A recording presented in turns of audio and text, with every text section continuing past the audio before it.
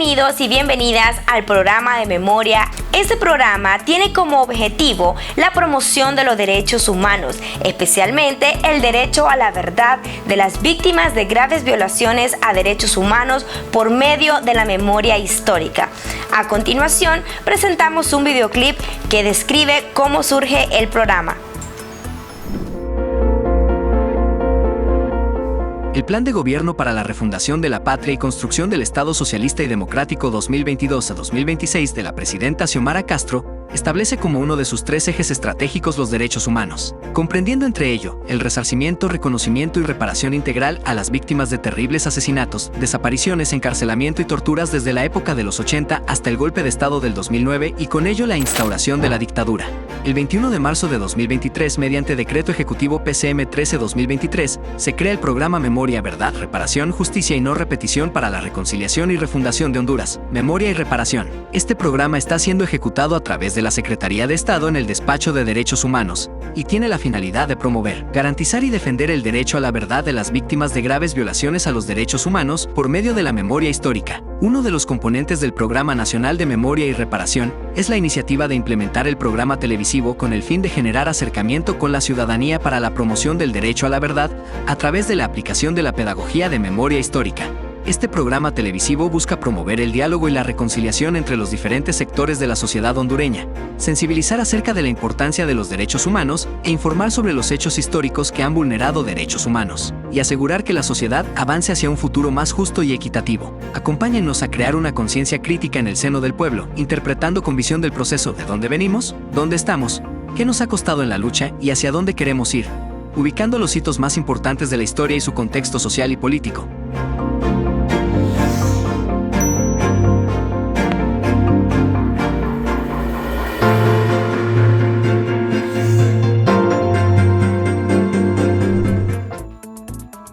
En el transcurso del programa estaremos presentando acontecimientos históricos, también conocidos como efemérides. Estos son hitos que marcaron la historia durante el mes de mayo. Como primer efeméride, iniciamos con la conquista de los derechos laborales de los trabajadores, haciendo especial énfasis en 2 acontecimientos que tuvieron lugar el 1 de mayo de 1886 en Chicago y de 1954 en Honduras con la huelga bananera. Veamos a continuación la nota que cuenta los acontecimientos.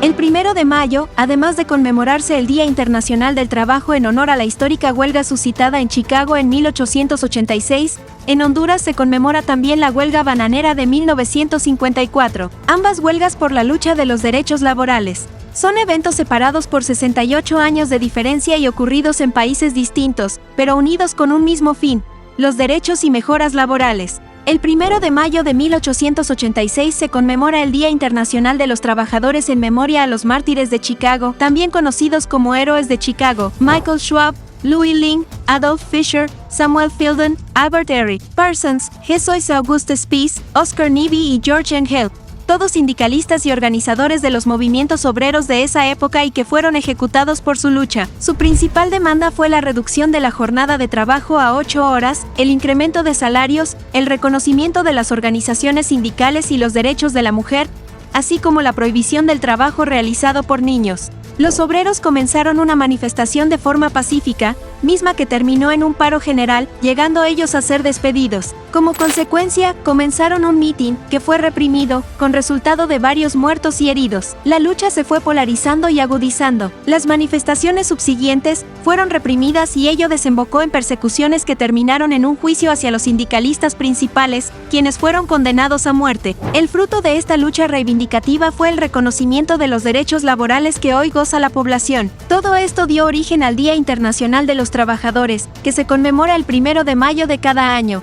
Durante los 137 años que han pasado desde ese hecho que marcó un hito histórico, se movilizan millones de trabajadores del mundo y se genera la solidaridad activa de distintos sectores.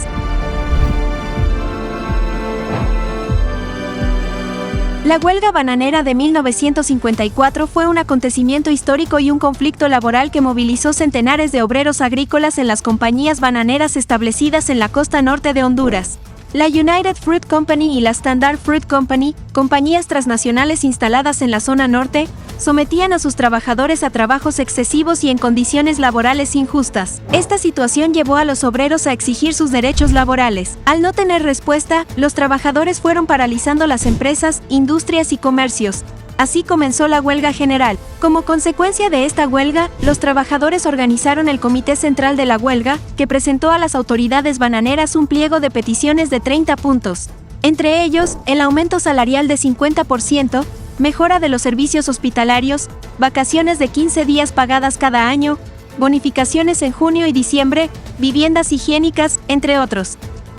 La huelga duró 66 días y finalizó el 9 de julio de 1954. La huelga bananera es un gran legado de lucha para la clase trabajadora de Honduras y es prueba de que pueblo que lucha triunfa y que la unidad popular es fundamental para el éxito. Honor y gloria a los luchadores de la huelga bananera.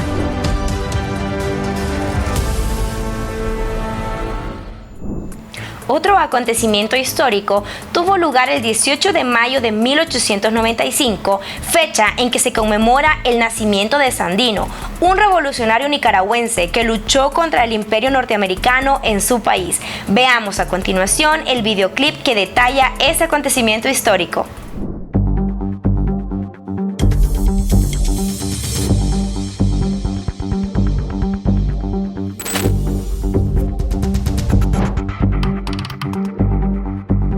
Un 18 de mayo de 1895 nació Augusto Nicolás Calderón Sandino, más conocido como Augusto César Sandino, quien fue un patriota revolucionario nicaragüense. En 1927, Sandino fue líder de la resistencia nicaragüense contra la intervención y ocupación del ejército estadounidense durante la Guerra Civil en Nicaragua. Los siguientes 6 años se dedicó intensamente a la lucha para lograr sacar al ejército de Estados Unidos de su país. Consiguió aglutinar alrededor de 3.000 personas nacionales e internacionales. Con ello ganó la admiración y el apoyo popular. La fuerza insurgente antiimperialista que Sandino conformó logró refugiarse en las selvas de Nueva Segovia. Esto convirtió a este ejército revolucionario en una fuerza consolidada. Su lucha guerrillera finalmente logró que las tropas de los Estados Unidos salieran del país, no sin antes crear la Guardia Nacional y poner al frente al general Anastasio Somoza García, quien a traición mandó asesinar a Sandino por órdenes de la embajada norteamericana. Sandino es considerado como héroe nacional de Nicaragua y se le llama general de hombres libres. Sus ideales y enseñanzas fueron retomados años más tarde por Carlos Fonseca Amador junto con otros compañeros en la fundación del Frente Sandinista de Liberación Nacional, FSLN.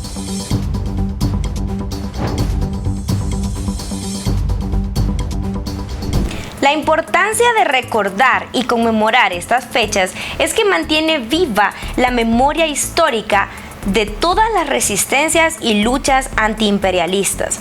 Entre otras efemérides, también conmemoramos que el 14 de mayo de 1980 tuvo lugar la masacre de cerca de 600 personas en el río Zumpul, El Salvador, y suceso del cual también participó el Estado de Honduras al impedir que estos refugiados salvadoreños ingresaran al país. Veamos a continuación el reportaje completo.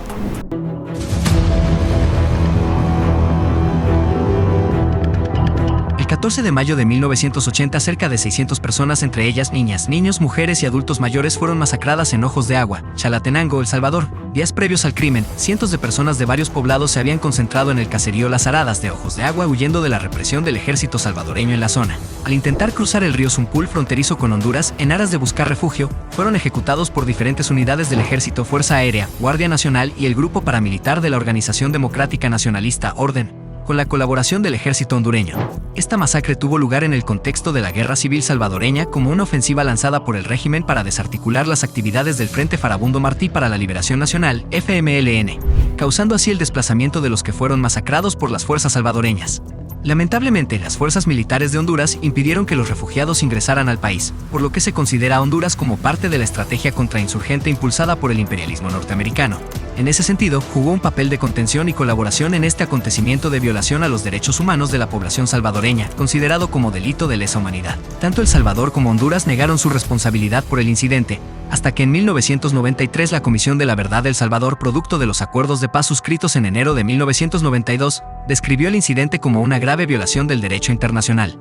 En marzo de ese mismo año, esta comisión concluyó que la masacre había sido perpetrada por el ejército salvadoreño y que hubo encubrimiento por parte de las autoridades militares hondureñas.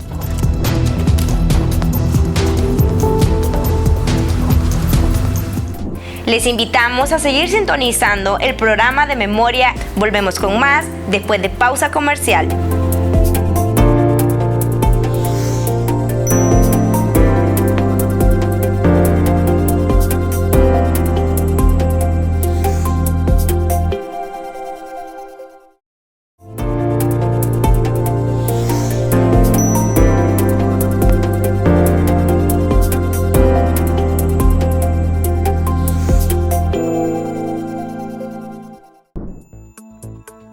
Continuamos con más efemérides del mes de mayo en su programa de Memoria.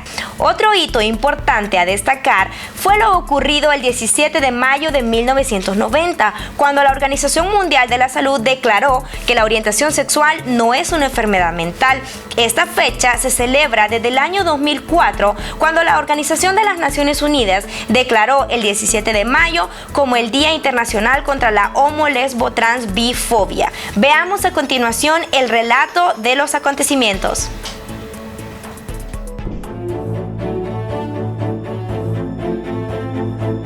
El 17 de mayo de 1990, la Asamblea General de la Organización Mundial de la Salud, OMS, reconoció que la orientación sexual no es una enfermedad mental.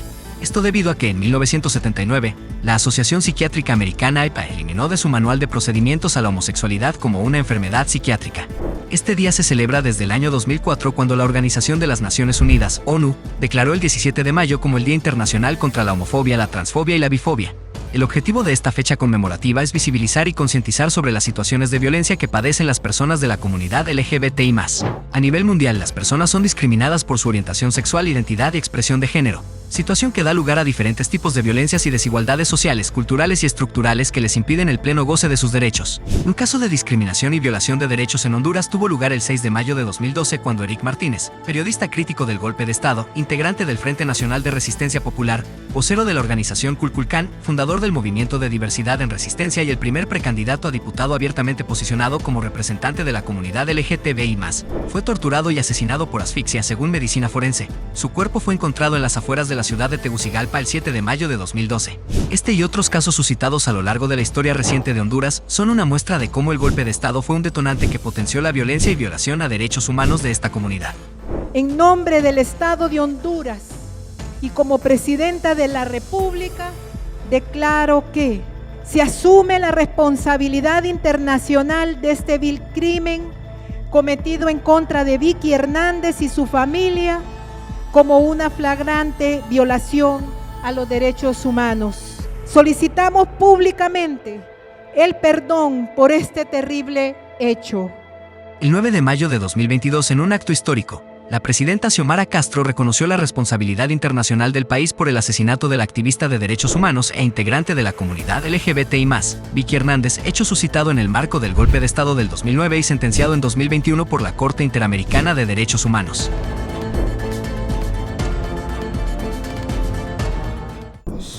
Otra efeméride importante a conmemorar tuvo lugar el 22 de mayo de 2011, cuando los presidentes Porfirio Lobo Sosa y Manuel Zelaya Rosales, en acompañamiento de los presidentes de Colombia y Venezuela, firmaron el Acuerdo de Cartagena, o también conocido como el Acuerdo para la Reconciliación Nacional y la Consolidación del Sistema Democrático de Honduras.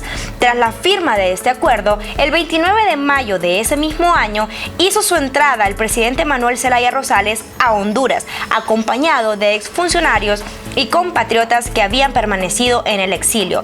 Escuchemos la verdad de los hechos en la siguiente nota. El Acuerdo de Cartagena, o también conocido como Acuerdo para la Reconciliación Nacional y la Consolidación del Sistema Democrático en la República de Honduras, fue un instrumento firmado por los presidentes Porfirio Lobo Sosa y Manuel Zelaya. Como testigos los presidentes de Colombia y Venezuela, Juan Manuel Santos y Hugo Chávez, el 22 de mayo de 2011. Este documento cuenta con 9 puntos importantes, dentro de los cuales destacan: Velar de manera especial por el cumplimiento de la Constitución de la República en lo referente a las garantías de respeto y protección de los derechos humanos. Garantizar al presidente José Manuel Zelaya Rosales, así como a los demás miembros de su gobierno, el ejercicio de todas sus libertades de acción política y de todas las garantías contempladas en la Constitución de la República y las leyes de Honduras. Reconocer la creación de la Secretaría de Justicia y Derechos Humanos como entidad que permita fortalecer las capacidades nacionales para la promoción y protección de los derechos humanos en Honduras. Velar por el cumplimiento de todas las garantías que la ley concede para que el Frente Nacional de Resistencia Popular participe democráticamente en los procesos políticos electorales. Reiterar que la Constitución regula las convocatorias a la consulta popular, plebiscitos y referéndums. Este acuerdo reconoce que la crisis política antes, durante y después del 28 de junio del 2009 derivó en una polarización de la sociedad hondureña, teniendo en cuenta la resolución de la Organización de Estados Americanos, OEA, en la que condenó los sucesos del 28 de junio del 2009 como un golpe de Estado y suspendió a Honduras de la organización. Tras la firma del Acuerdo de Cartagena el 28 de mayo de 2011 hizo su entrada al país el presidente Zelaya, quien ingresó junto al canciller venezolano Nicolás Maduro, otras personalidades internacionales y varios compatriotas y exfuncionarios que permanecían en el exilio, perseguidos criminalmente producto de los procesos fabricados por el régimen golpista. En el aeropuerto internacional de Tegucigalpa los esperaban millares de personas. Sin embargo, el Acuerdo de Cartagena fue incumplido en gran medida, puesto que 15 días después de haber retornado al país, el abogado Enrique Flores Lanza, ministro de la Presidencia y coordinador nacional de la Consulta Popular de la Cuarta Urna, fue sometido a arresto domiciliario y le fue impuesta una fianza impagable de $2 millones. Por otro lado, la Procuraduría General de la República, representando al Estado, manifestó que el acuerdo no tenía ninguna validez y que solo obligaba a Porfirio Lobo Sosa en forma personal. Desde entonces, también la mayor parte de funcionarios que enfrentaron el golpe de Estado responden a más de 140 juicios fabricados por la dictadura, de orden administrativo, civil y penal. Además, la Corte Suprema de Justicia se negó a incorporar oficialmente el Acuerdo de Cartagena como parte de la documentación que sustenta la condición de exiliados en los juicios construidos posgolpe y ha emitido sentencias negando su validez. Estos incumplimientos al acuerdo facilitaron la instalación de la narcodictadura. 12 años después de la firma del Acuerdo de Cartagena, mediante el Decreto 04-022 Ley para la Reconstrucción del Estado Constitucional de Derecho para que los hechos no se repitan, que se reconoció este acuerdo. A solo 9 días de haber asumido el gobierno, la iniciativa de ley de la Presidenta de la República, Xiomara Castro, fue aprobada por el Congreso Nacional de Honduras, en su artículo 3, reconocimiento y validez del Acuerdo de Cartagena. Continuando con su programa de memoria, mayo es un mes importante para conmemorar los hechos ocurridos a lo largo de la historia de Honduras, mismos que han desencadenado en grandes luchas y conquistas para la población hondureña, como lo ocurrido en 1954 con la huelga bananera y otros acontecimientos que seguiremos compartiendo con ustedes en los siguientes programas. Les esperamos en el mes de junio para seguir recordando desde la memoria histórica, para promover también la reconciliación del Estado de Honduras con el pueblo y para que los hechos no se repitan. Buenas tardes.